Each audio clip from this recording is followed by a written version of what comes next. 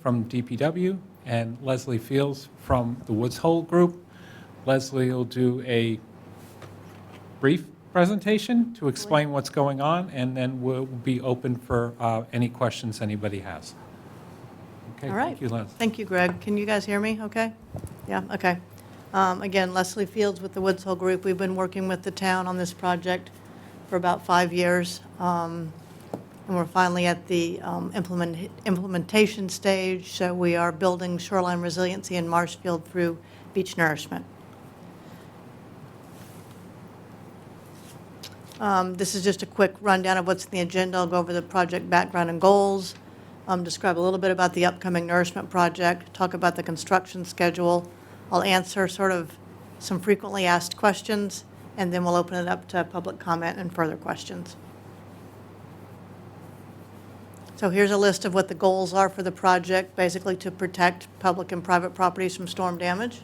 So that means the road, the houses, the seawalls, all the infrastructure that's in the area, and also to minimize wave overtopping and flooding during storms, to restore a recreational beach in this area, and to restore the coastal ecosystem for, shorebirds and any other sort of species that inhabit this area. This is just a little bit of background. If you've been here before, you probably recognize this slide. But one of the reasons why we are doing this nourishment project is because the system in Marshfield, the shoreline, is really sediment starved. It has a paucity of sediment in the system. And a lot of that is due to the coastal armoring that's along the shoreline, so the seawalls that are along the shoreline. There are benefits to coastal armoring, and that there's a last line of defense. So if the beach is eroding, it can erode as far as the seawall, and then it stops and it protects the properties behind it. But there's also disadvantages to armoring, and that's sort of shown here. If you have a natural beach and you've got a storm and rising sea levels, that beach can sort of retreat along with the storm and the rising sea levels. But if you put a vertical seawall in there, it can't retreat any more than the seawall. And once it hits the seawall, the water line that is, then the beach starts to lower in elevation. So here in Marshfield, you have really a pretty big drop between the top of the seawalls and that beach down there, and that's because it's sediment starved, because these seawalls have been in place for so long. The next slide just sort of goes through the process. So if you've got a lower beach elevation in front of those seawalls, you get deeper water during storms. Deeper water allows larger waves to come in. Larger waves allow more overtopping. More overtopping then results in increased damage. So it's sort of a vicious cycle. That graphic on the left with the red line shows all the areas in Marshfield and Duxbury to the south where there is coastal armoring. So we know that in Marshfield, 83% of the shoreline is armored, and in Duxbury, between the Duxbury-Marshfield town line and Duxbury Beach Reservation to the south, 91% of that shoreline is armored. So it's really having an impact on the shoreline. Thus, we need to do this nourishment. This just quickly runs over sort of what we've done to date. Like I said, we've been working with the town since fiscal year 2020. We've received grants from Coastal Zone Management right along the way. Last year, we had a $4.3 million grant from Coastal Zone Management for both the towns of Marshfield and Duxbury to do construction. This year, it's just Marshfield, and that's a grant for $2.2 million. And each one of those efforts, we had public outreach included in the scope of work each year. So for things like meetings like this, and notifications to property owners, newspaper articles, website updates, things like that. Okay, so this is the project that was designed and permitted. This is the entire project, so it spans Marshfield and Duxbury. So it's the Bay Ave and Gurnett Road Nourishment Project, covers 38 acres, and takes about 480,600 cubic yards of sort of a mixed sand, gravel, and cobble.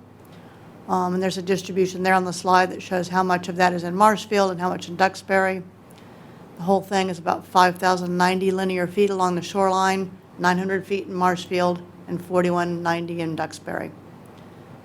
In Marshfield, it's directly in front of 16 properties.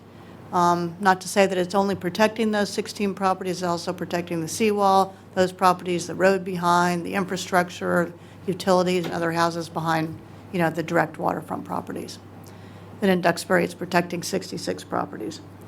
And then I just listed the benefits here for storm damage reduction, protection, reduced wave overtopping, increased recreation, and shorebird habitat.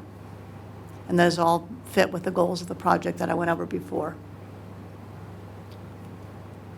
Just real quickly, this is what we built last year. So you can see the sort of orange hashed area. That's the permitted footprint. That's the largest we could build anything, spanning Marshfield and Duxbury. The yellow is what we built last year. So we placed about 82,100 cubic yards. About a third of that was in Marshfield and the rest was in Duxbury. So that's what we built last year. What we're building this year is just in Marshfield. And again, you can see the permitted footprint there in the orange hashed footprint. And then what we're building is the yellow polygon in this diagram. We're planning to put 36,600 cubic yards of material. When you compare that with the overall volume of the entire project that was permitted, it's only 8% of the permitted volume. It's 43% of what was permitted in Marshfield. So just some statistics there on volumes in relation to what we originally permitted and designed. Leslie, what was the first amount for Marshfield? What percent? Do you know? So it's 36,000 this time. Last time it was... Oh, last time it was 28,000. Yeah, so it's we're putting more in Marshfield than we did last year.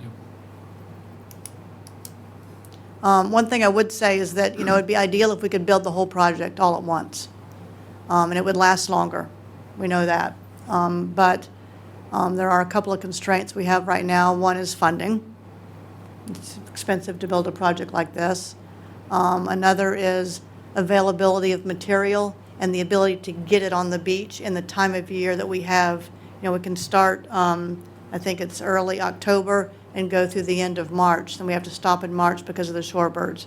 So we have a narrow window in which we can build the project. It's really not feasible to think that we can find an upland sand source and get it to the beach trucking a whole 480,000 cubic yards in that time period. If someday we can ever identify and permit what we call an offshore borrow site, where we can dredge material from the offshore and pump it up onto the beach, I think we could actually build the entire project all at once, and it would last a lot longer. But right now, we're doing the best we can, and any amount of material we get on this beach, honestly, is helpful, because as I said, it's a sediment-starved system. So this is what we're planning to build this year. I'm going to talk for a second about this, and I hope you all can see it. So this is a cross-section through the beach. So it's sort of like you're standing on the beach, say, looking towards Green Harbor. And on the left-hand side, you have elevation, or height. And on the x-axis is distance, and it's distance from the seawall. And you can see sort of the vertical line on the left, or near vertical line, that is the seawall. That lower black line at the bottom is what we surveyed the beach to be in 2018. So you can see how low it was below the crest of the seawall. The orange line at the top is what we designed. That's what we designed and permitted. That's the optimal design for this site. So it has a berm or a flat beach for about 90 feet out from the seawall, and then extending down very gradually at 15 horizontal to 1. What we built last year, or attempted to build, is the red dashed line. So we had to narrow up the width of the beach and lower the elevation from the design, because we didn't have enough money and time to build the entire template. The green line is what we surveyed back in November last year. So we still have some material left from what we put down last winter. And then the blue line is what we're planning to build this year. So when you compare the blue line to what was permitted, instead of having a 90-foot wide berm or beach, we've got a 60-foot wide beach. So again, we're looking at that blue line. So 60 feet wide there, sort of flat, then it slopes down at a slope of 15 to 1. The berm crest elevation, or the beach elevation, it's not 11 like it was or is in the permitted design. It's now lowered to 9. And so that's just all meant to sort of optimize the design based on the amount of money we have to build the project. Leslie, and it's 1 foot higher than what we had last year. It's 1 foot higher than what we had last year, yes, and wider. So last year, we were only a 30-foot wide berm. This year, it's 60. So it should look different to people when they go out there when we're done. And it is, I want to make sure that everyone understands this, it is a mixture of sand with gravel and cobbles to match what's there now.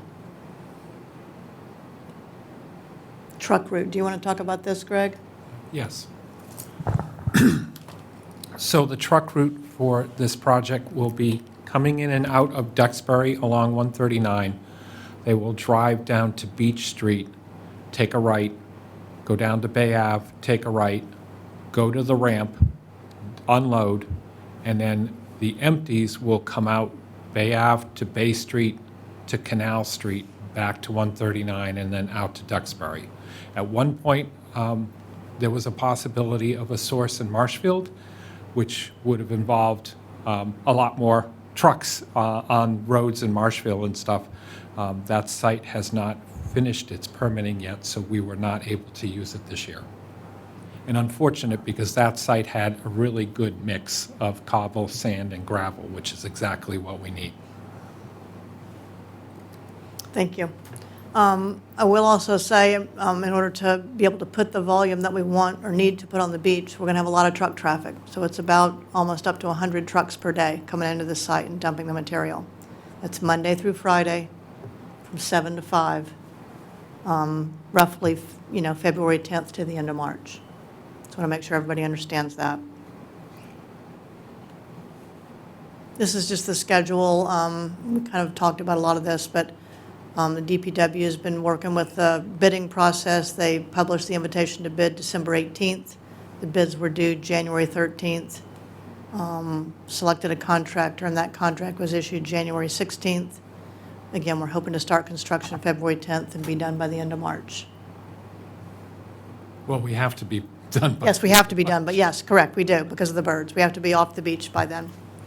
Okay, now, so I've got a series of slides about frequently asked questions, so hopefully this will, answer questions preemptively, but I'm also happy to take questions at the end. So what type of sediment are we going to be using? It's a mixture, as I said, of sand, gravel, and cobble. So we've got 30 to 60% sand, about 30 to 60% gravel, and 3 to 10% cobble. So it's going to be mixed throughout the project footprint. And you can sort of get an idea of what some of those mixtures look like. That top left picture is sand mixed with gravel.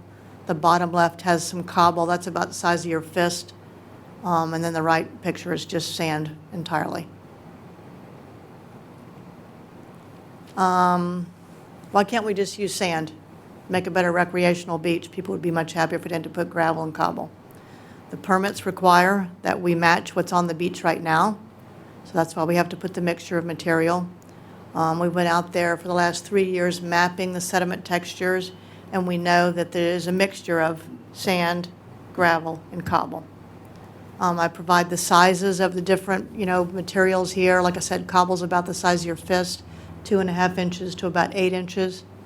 Gravel is 0.07 inches to 2.5, and sand is finer than 0.07.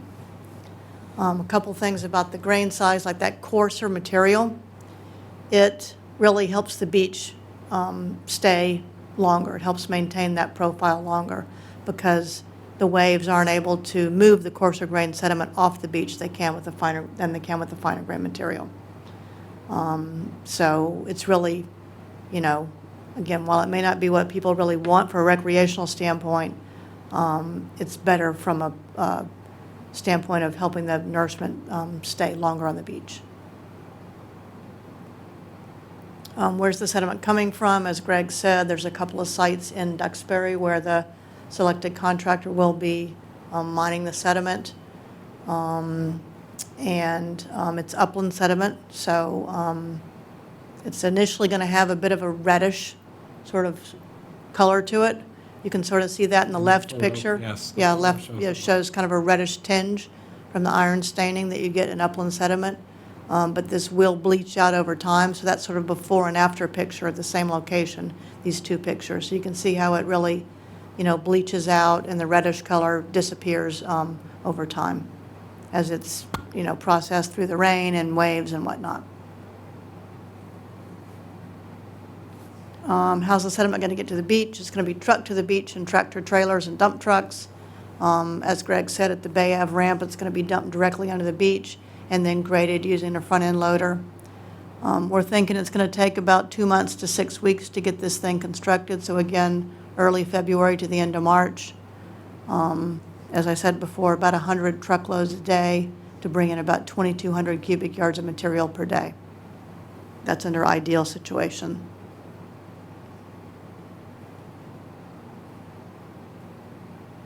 This is a new one, okay. Okay, how are the trucks going to access the beach? There's really only one entry point. So again, at the Bay Ave ramp, they're going to dump that sediment and then spread it. Are there requirements for the contractor to restore the access? Yes, definitely. So the contractor is required to restore that Bay Ave access ramp to the conditions that were there, before the project started. So they'll be removing those wooden stop logs so they can get down to the beach. They'll replace them when storms come while they're working. They'll also have a chain link fence at that site to keep the public from getting into that area where they're going to store their equipment and to get to the beach. And they'll have to restore all that when they're done and replace those wooden stop logs. And they'll also have some trucks parked at the Avon Street parking Correct, lot. yes, thank you, yeah. They'll have a couple of big, what they call end dumps or Euclids with rubber tires that'll be stored at the Avon Street parking lot. Will the project include additional controls for public safety during construction? So we talked today about putting out some electronic and temporary signage that's going to be installed at key locations along Route 139 and Beach Street and Bay Ave, just to direct the trucks to the appropriate routes that were outlined before. There's also going to be some signs to direct sort of vehicle traffic, to try to divert them from these areas where the trucks are more frequently traveling. If needed, we could ask for some, periodic police patrols or electronic speed limit signs that would help to make sure the trucks are going the proper speeds, and to just make sure that, people in the area are as happy as they can be with the truck traffic. And last year, the police did, at an irregular basis, Yeah. but they were out watching the trucks saw them. And we do have Safety Officer Lucetti with us if anybody has more detailed questions on that. Yeah, That won't be an issue. okay, sort of periodic. Yes, every shift will have an assignment to at least Beach Street, Canal Street, to make sure that those trucks are going the proper speeds. The larger the vehicle, the faster it looks like it's going, but we'll certainly do the best we can. We have additional speed signs that we'll put out on those roads. And I've spoke to Jimmy Jackson about the truck braking signs that were out there last year about re-implementing those. Okay, yeah, that'd be great, yeah, thank you. Another question that comes up frequently is, will the public still have access to the beach? They're not going to have access through that Bay Ave ramp area, but all the other, public access points will still be open. They'll be able to get down on the beach. We just ask the public to really exercise caution when they're on the beach in and around where these trucks are. And it's, having been down there last year, it's pretty obvious when it's safe to pass and when it's not. So you just got to use common sense and maintain a safe distance. How long will the nourishment last? So our calculations for the full design of 480,000 cubic yards showed that you need to replace this material about every 5 years. And that's based on calculations that show that about 80% of the material that was originally placed moves out of the original footprint. So when 80% has moved out of that footprint, after about 5 years, that's when the engineering guidelines say you should come back in and re-nourish.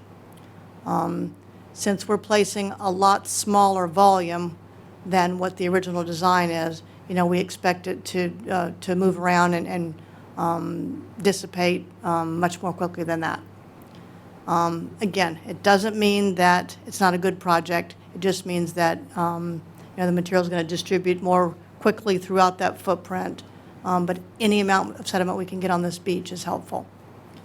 So just a note here that the residents should expect the sediment to redistribute both to the north, towards those properties to the north, and to the south along the beach, as well as in the nearshore area. And there'll be a little tail in Duxbury from the construction. Yeah, there is a bit of it, yeah, exactly. So that elevation of 9 for the beach right in front of the seawall will extend to the Duxbury Marshfield town line, and then we have to taper that elevation down to the natural grade of the beach. That taper will be in Duxbury. But the elevation 9, right up in front of the seawall, will be extended to the town line.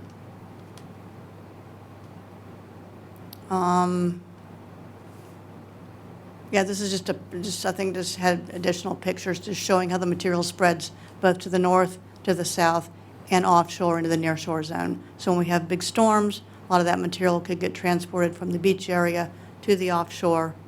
But we know from studying beaches all these years that during calmer wave conditions, in the summer and whatnot, those calmer waves tend to bring that sediment back up to the beach. So it's something to be expected that winter storms will remove some of this material into the near shore. Impacts to water quality, we do expect some increases in turbidity in the near shore zone during construction. Past experience has shown us that this will dissipate in about 1 or 2 days. And that's what we saw last year when we did the work. If we use that coarser grain material, which we will be doing, that will minimize these increases in turbidity. So it will remove the fines from the sediment source and we'll have less turbidity. So you can see in that top picture, like a little bit of increased turbidity out in the water. That's the sort of thing you would expect to see for a couple of days after we place the material. Okay. I want to talk a little bit about shorebird monitoring. So this area is mapped for endangered and threatened shorebirds, so piping plovers and terns. And our permits do requires the town to monitor the beach for these birds for a period of 3 years following any sort of nourishment activity. It's got to be done by a certified shorebird monitor. In the past, the town has used Mass Audubon. I would expect that they would do that again, but yeah, okay. Mass Audubon's already monitoring the Green Harbor Beach, so it makes a lot of sense for them just to come a little bit further south and monitor this. What does it mean when they monitor the beach? So they will put out some symbolic fencing, so that's shown in that top picture there. It's just a post with a rope across it to fence off any sort of shorebird habitat that they deem to be prime habitat, and that would have to be done by April 1st. Any of that fencing that's placed out there would be above the high water line. It's not going to be below the high water line, so at low tide you've got plenty of walking room to go on the beach. And they will come out and Mass Audubon would come out and do surveillance surveys twice a week. If there are birds that nest in this area and they lay eggs, then once those eggs are laid, they will be out almost daily until those chicks fly away and fledge.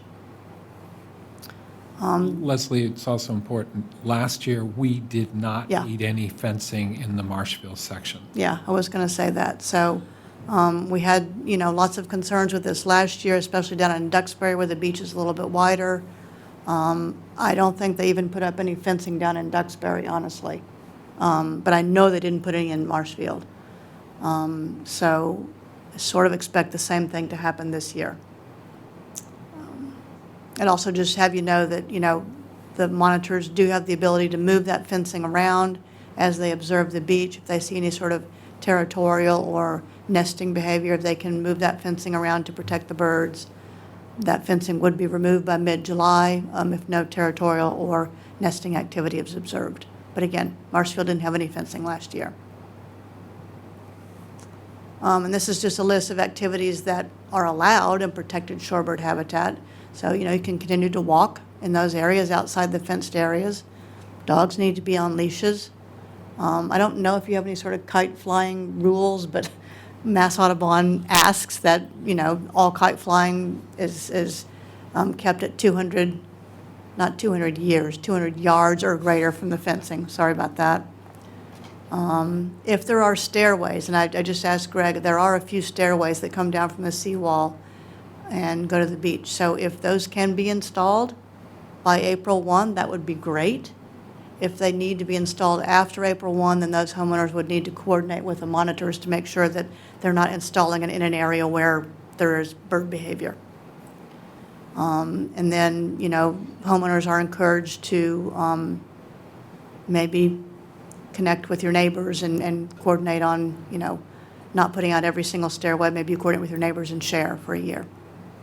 And then also just fireworks and bonfires are not necessarily, fireworks are not allowed by local regulations. So that's another thing that impacts the birds. And that's something that Mass Audubon doesn't want to see in this area if there's endangered shorebirds nesting here. I think that might be it. I put Greg's email up here for questions if you want to submit questions later on. But, I'm going to stop here and just open it up to questions. Maybe I should quit the PowerPoint presentation. Oh, Yeah. Thank you. Perfect. Okay. All right, so I will open it up to questions. Is there anybody here in the room who has any questions? And should we pass a microphone around, or? Well, I was going to have them just stand Okay. at the podium if they have Okay, questions. all right. So if you have questions, if you could stand up here at the podium, that would be helpful. And from you, nothing right now? Okay. Okay, no questions. On Zoom, if anybody has any questions, you can raise your hand on the raise your hand function down below. Is that called reactions? Correct, yep. It's under the reactions. Or if you have your monitor on, you can just wave at us. And I see that we have Rebecca and Jason from Yeah. CZM here. Hi, Jason. How are you? We should introduce them. So that's Jason Bertner and Rebecca Haney. They are with CZM, and they are ardent supporters of this project and have provided a lot of funding for this project over the years. So thank you to CZM for your support.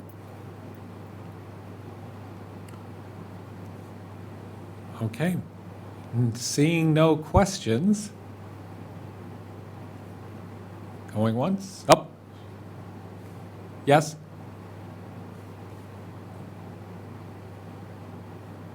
You can't see what their name is, can you?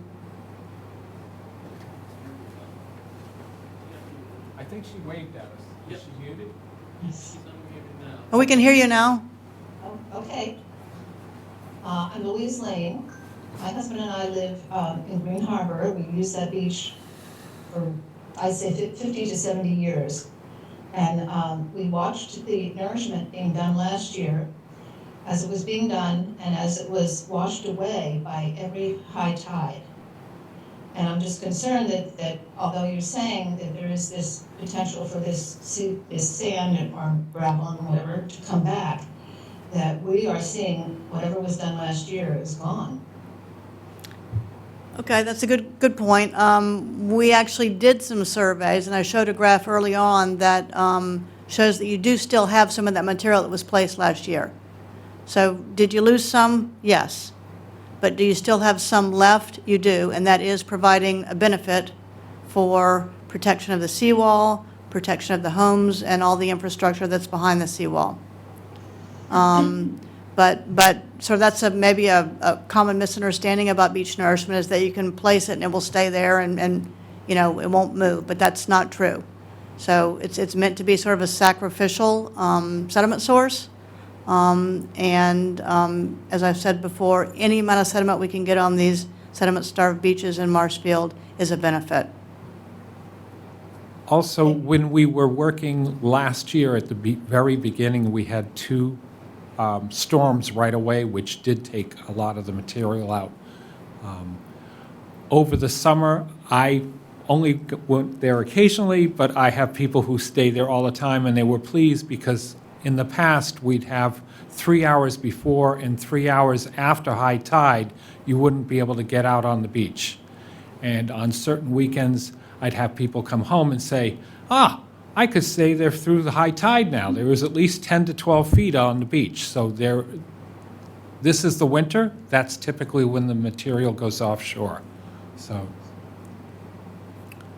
Yeah. have faith. Yeah, as I said before, the design this year is a little bit different from last year. So we only had a 30-foot wide sort of horizontal berm at elevation 8, and then it sloped down. Now we're going to have a 60-foot berm, 60-foot wide berm, 1 foot higher than it was last year, and then it slopes down to the natural grade offshore. So I think you're going to notice a difference in the project between, last year and this year. And I think, you'll like it. I think you'll like it. It's going to seem bigger. It will be bigger. But it doesn't mean it's not going to spread and move around and, become narrower over time. It certainly was better last year in the summer. No Yeah. question than we've seen it in recent years. I totally agree with that. But we're watching it. We go to the beach almost every day in the winter, and we're watching the beach become what we call our winter beach. And we know that there is always some ebbing and flowing of the sand. There has been over the years, but year after year, it's less and less that comes back. So I'm hopeful because of what you're saying that this will be helpful. But it right now, as anyone who's looked down there would agree with me, it looks like it's back as it was before you started any nourishment. Yeah.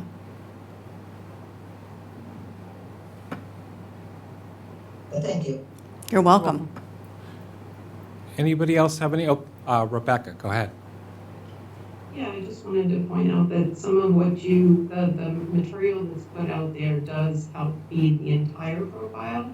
It's not just the beach that you see above high tide and that you walk on. So it's feeding that entire profile, and that provides a benefit to dissipating waves before it gets to the seawall. So there's more to it than just what you see above tide. Thank you, Rebecca.